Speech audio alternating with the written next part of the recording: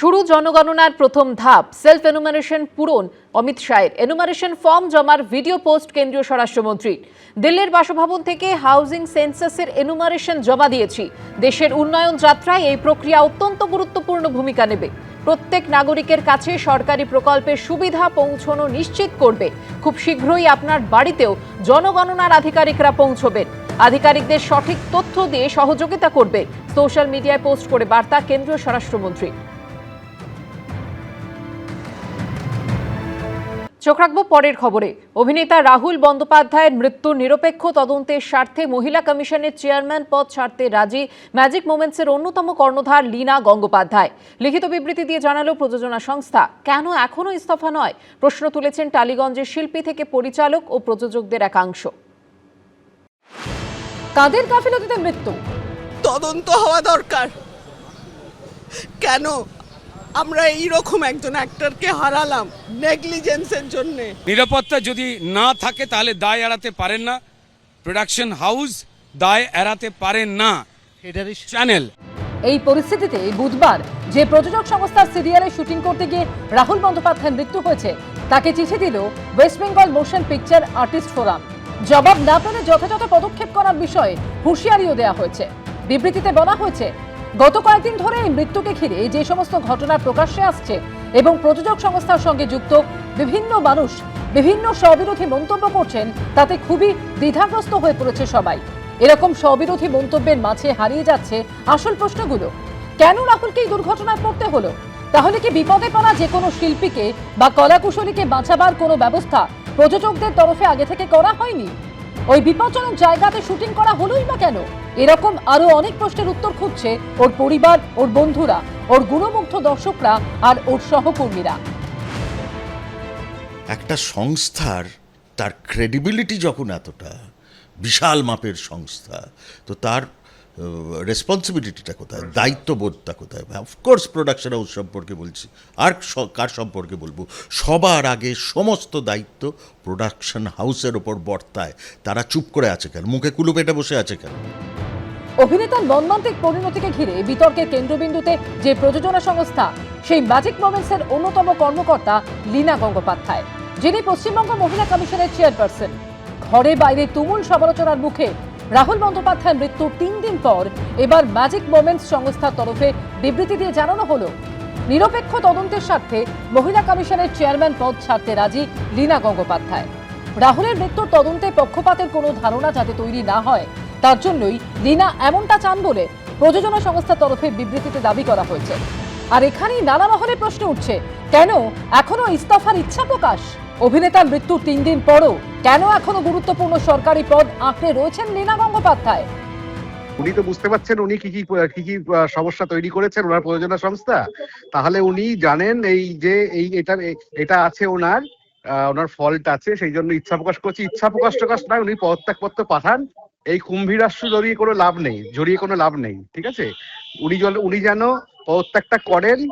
এই বয়ান দেওয়ার ব্যাপারে এবং কি হয়েছে সেটা বলার ব্যাপারে এই এতগুলো বয়ান বা এতগুলো দ্বিধা, এত রকমের বয়ান আসার কোনো প্রয়োজন ছিল না।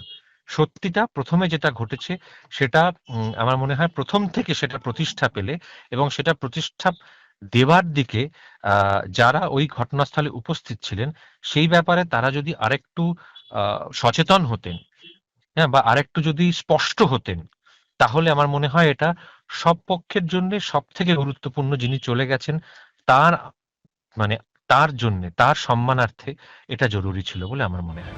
তুমুল সমালোচনার মুখে অভিনেতা রাহুল বন্দ্যোপাধ্যায়ের মৃত্যুতে শোক প্রকাশ করে জারি করা বিবৃতিতে প্রযোজক সংস্থা ম্যাজিক মোমেন্টস জানিয়েছে, টিমের সদস্য ও শিল্পীরা মানসিকভাবে ভেঙে পড়েছেন।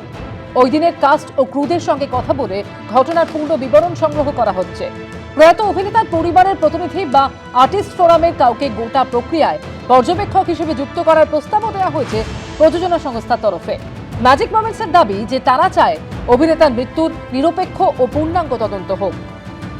সাধারণ মানুষও বুঝতে পারছে দায় কার, আমার বলতে কোনো অসুবিধা নেই, সেটা হচ্ছে প্রযোজনা সংস্থার। কিন্তু লীনাদি কেন এভাবে এড়িয়ে যাচ্ছেন, আমার এটা ভারী অবাক লাগছে। দায় তো নিতে হবে।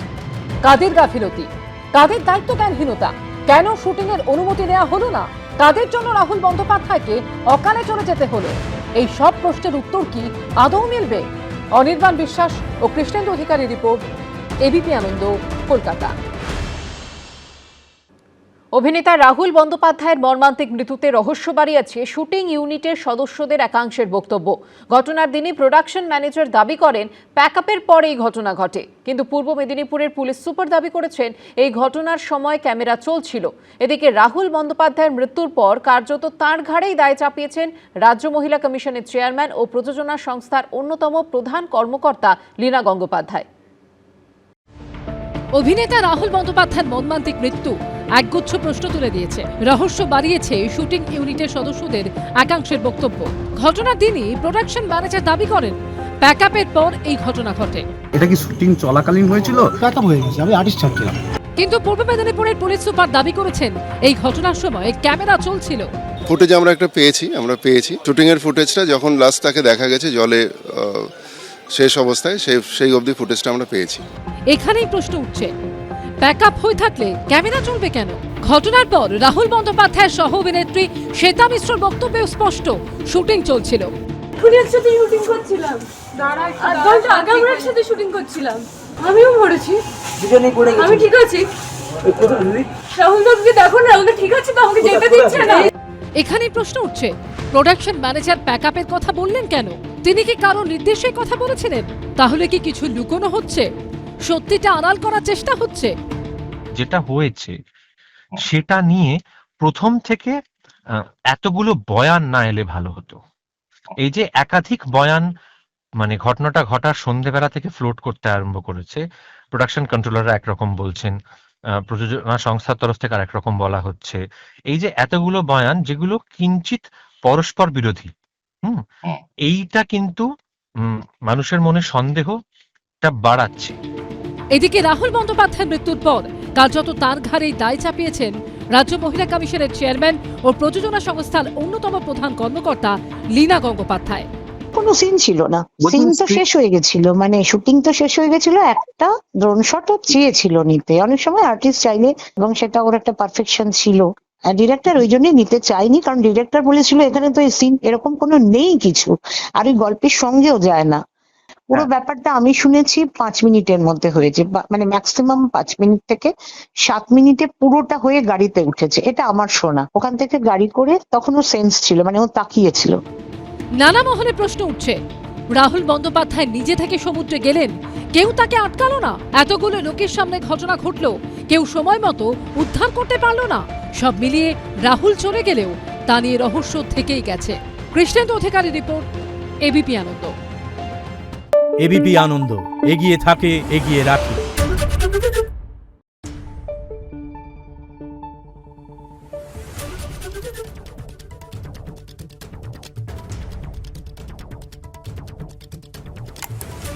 Thank you.